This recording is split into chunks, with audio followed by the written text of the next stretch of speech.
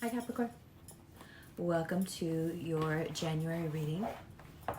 Happy New Year. I hope that the new moon tonight finds you well. Let's talk about some dates before we get into it. So, first off, Mercury goes retrograde on January 14th. You want to write this stuff down. When Mercury goes retrograde, you may feel a bit discouraged when it comes to work. You've had a great streak lately. Things have been going exactly the way you wanted, and it may have been at least a year of unbroken success and upward mobility. But now it seems your faith is tested a little bit when Mercury goes retrograde in Aquarius, which is, for most of you, your house of money. Now, the Fool card here implies have faith. Even when things start to look a little bit shaky, have faith in the fact that you have been doing really well and that you have been outperforming. Your productivity has been through the roof, and for the most part, people have been noticing, and you have had the appropriate promotions or accolades. So now, just because Mercury goes retrograde and you may have to regroup a little bit doesn't mean that you should lose focus or lose faith. In fact, you should use it to strengthen your faith by taking some risks and maintaining an optimistic attitude. Venus goes retrograde. Well, Venus is retrograde. I am sorry. And it will remain retrograde until the 29th. For most of us, this is pretty messy. For you, it's about fresh new feelings. It's about taking out the trash, and let's not discount the fact that most of that trash may very well be your own self-loathing. Whatever's happened is over. The people associated are long gone. And yet some of you may still maintain an enormous amount of guilt and judgment against yourselves for even allowing it to happen. Mercury retrograde finds a way to get rid of that, finally, leaving you open to some magical experiences, but also you start to have a lot more influence in the world. People are listening to you. You have not only power, but it seems a lot of clout, a lot of say. Opportunities are created around you, not opportunities finding you. This is people being around you or hearing about you and creating unique opportunities just for you. This here, the Taurus element, also represents a more stable kind of wealth. There is something that has been brewing for quite some time. You've put a lot of work into it. And now finally, Nine of Pentacles, you're starting to feel like, yeah, I did this and it works and it's becoming more and more stable, and I can, very important here, rely on it. Now let's go back to the Fool card. If you know you can rely on what you've built, then you must be able to take the small ups and downs and the bumps in the road without losing faith. Don't you think? I know that when I say don't you think like that to Capricorns, it really bothers them. Just in case you were thinking that I was unconsciously triggering you. I wasn't. Okay, now, this overwhelming sense of winning, getting the attention, being given what you're owed, being viewed the way you view yourself, your value is on point, your worth, your self-worth is on point. When you get here, to this point, you have a tendency to get a little braggadocious, a little too much, a little bullying in social settings, a little, you kind of run over people a little bit. It could get a little crude, Capricorn. You don't notice it's happening because you're in the flow of it, you know, and I know this is kind of cringe and embarrassing to you because this is exactly the type of stuff you like to avoid. So I'm even a little cringe, embarrassing saying it to you, but I wouldn't be a friend if I wasn't saying it to you, so I'm saying it to you. There are moments when you are so into your own performance or the sound of your own voice that you can take it a little too far and be obnoxious. And that's okay because everyone loves you and we all get why, because obviously you're the shit and like we don't doubt it. But sometimes it can be a little too much. You stand the chance of doing that just because you have such an overwhelming sense of winning right now that it may leak out as some. it may feel a little strange to have to inhibit yourself when you're feeling so good. And I'm not saying you need to curtail yourself in any way. It's just that let's become a little self-aware about the fact, sorry baby, that sometimes when you are really feeling yourself, you have a tendency to run over people, interrupt people, not let them finish, or just it can be a little bit, so we just want to avoid it. It's nothing big, we just want to avoid it. Don't take it as badly as you're taking it, please. 8 of Cups, 8 of Pentacles. So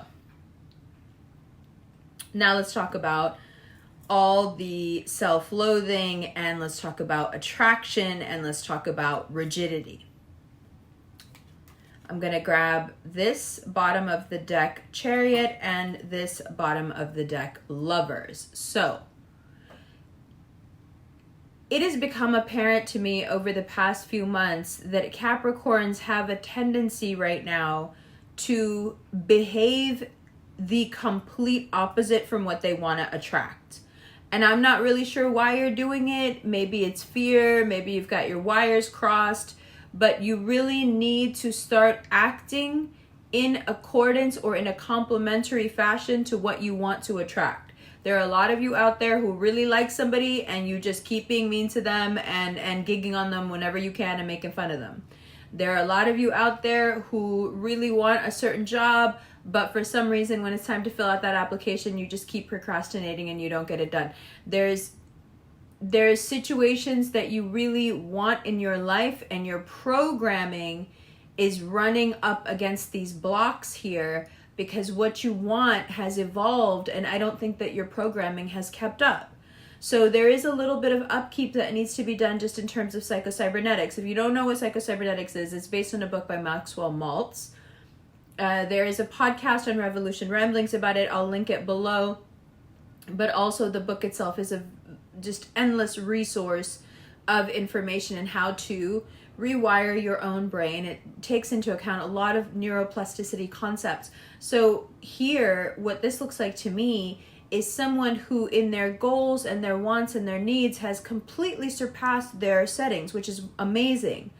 But in the practical, when it comes time to do those things or to allow the person to be attracted to you or for, fill out the application so the job can be yours, there is this compulsion to do the exact opposite of what will seal the deal. And I'm wondering why you're behaving this way. And the closest thing that I can come up with is that some recent abandonment or something that just you cannot seem to justify, some betrayal of trust. In every relationship there are things that are expected, and when those expectations are not met, not because the person can't meet them, but either won't get help or won't, it does feel like abandonment, because someone doesn't have to walk out on you to abandon you. Someone can just stop trying to better themselves, stop trying to remain at a parallel pace. And that is also abandonment, because they may not be turning around and walking away from you, but they are making it impossible for you to keep pace with them.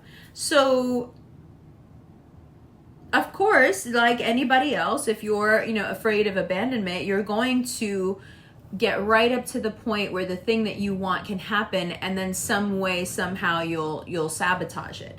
So this is something, that you see enough of in January that you're like, yeah, I need to stop doing this. Now let's talk about rigidity. Wherever there is rigidity within you, that to me is just an invitation to the universe to come teach you a lesson. And if you don't want to learn those lessons right now, I suggest you become a lot more flexible. It will be a lot easier for you, especially from now until the 19th, if you are flexible. After the 19th, money resolves itself. You have a lot of debt clearing energy going on. So if you have debt that you want to get rid of, this is the perfect time to perhaps make some deals or set up some plans. It's the perfect time to pay down your debt completely if you have any. And it's also a time to start taking your health very seriously. So if you have some minor issues that you've been neglecting, it's time to go to the doctor, and get them looked at. You know, it's time to get back on your routines. It's time to focus on your health. It's time to start to clean up the little areas in your life that don't quite resonate with the image that you have in your mind, at the image that you've done a wonderful job creating out there for the world to see. Those small areas of your life that aren't quite in resonance with that, they're not congruent. Those things you need to start to shore up, and I'm positive that most of those things have to do with maintaining or reclaiming your routine. So it's important to make sure that your health, your routines, your eating schedule, you know, just the components of your diet, they're all working together to keep you healthy, but also if you have some flare-ups of any kind going on, to resolve those issues. But again, if you do have some symptoms of something and you can't really figure out what it is, this is the perfect opportunity to go to the doctor. Now, I want to just talk to you a little bit, as we've decided we're going to do once we're done with the cards. And today we can talk a little bit about the title of the video, so a matter of intensity. There is this sort of a valve on your emotions, and it seems to me like you're turning that valve up and down at the wrong time. So when something that you really want is coming close to you, you're having a tendency to turn the dial up so much that it's like you're scaring yourself into running away from the thing. And then there are other parts of your life where, you know, you really want to, it's like you want to stay the same no matter how much things around you are changing, and your energy just keeps getting like lower and lower and lower because you're trying to withdraw from this thing. And those are the aspects of your life where you should be pouring energy into them and not trying to run away from them. This is a time to adapt and evolve, and you can't hide from these things anymore, right? You have to engage with them. And when you're turning the intensity up all the way to the point where you're scaring yourself away from a situation that hasn't even happened yet, that's when it's time to turn it down a little and remember a few things. You know, even if you're excited about someone or something, to be perfectly honest, you don't know what it's going to look like. You don't know how it's going to turn out. To be afraid enough to sabotage yourself by running away before anything even happens, I mean, it's just silly at this point. Like, just see it through. The worst thing that's going to happen is it's going to turn into nothing. But if you don't do anything, it's going to turn into nothing anyway. So, something I'm going to say in the Sagittarius video, but I'll share it with you here, you know, you don't hit what you don't aim at. If you don't aim, you don't hit the thing, because you're not aiming at nothing, you're not going to hit nothing. There's a better way to say that somewhere in there, but I can't find it right now. I love you, love you. Do you want to look at these cards? I bet you do. Let's look at them. Happy birthday. Hi, Capricorn. Welcome to the second part of your reading. Now that you can see the cards in front of you, it's even more clear how intense it is and how modulating that intensity is really important. There are things you want, and it's really important that when confronted with those opportunities to get to the things that you want, that you take the risk. And that risk equals great rewards, as that first row shows you. Now, when you start to feel the fruits of your labor, when that wave of fruition kicks in, it will be a bit difficult to keep a leash on the ego.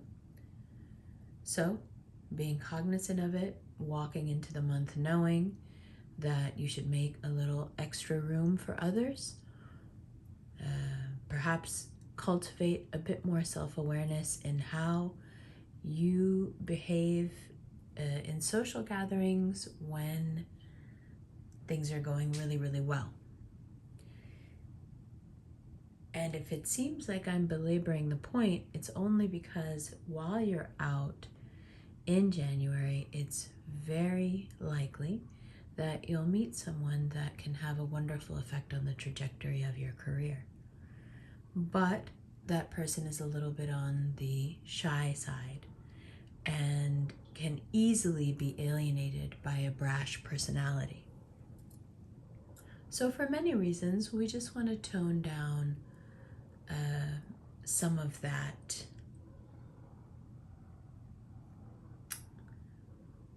let's say excessive energy. Okay, but we also have to keep in mind that when you are feeling this way, there is not much incentive to stop being this way, because it really is effective. It attracts who you want, it opens a lot of doors, but in this particular case, in January, it can close doors. So that's why I mention it. Now, moving on, in terms of your career, that that chariot card. Sorry. I think you'll work a lot better and your productivity will be a lot higher once you leave some of what looks like to me obligation behind. It's important to know what's your fault and responsibility and what isn't. And it's important to do the work to figure out what that is when you're an adult and not just go off of whatever your parents in their throes of their own trauma taught you. Now, as birthday readings go, having the Lovers and the Chariot and the Ace of Wands and the Hierophant and the Nine of Pentacles and the Fool, it's a lot of money to the point perhaps where you start to become a little bit foolish with it. Now, just remember that when you do that, then the money will dry up again. So let's not do that. Okay? Good. Links for private readings are below, but we started doing this thing once a month where I do live FaceTime to FaceTime video call readings. So that link is below as well. And if you're interested in daily horoscope, that link is below as well. You can follow us on Instagram at The Quietest Revolution. And if you are interested in the extended that I'm about to do right now, where we shuffle through and clarify each card and really, more importantly, take a look at the larger story and the archetype that seems to be exhibiting those qualities. So I'm going to get started on that now. I love you, love you, love you. Happy, happy birthday. Happy New Year. Happy 2022. Mwah. I'll see you in the extended right now.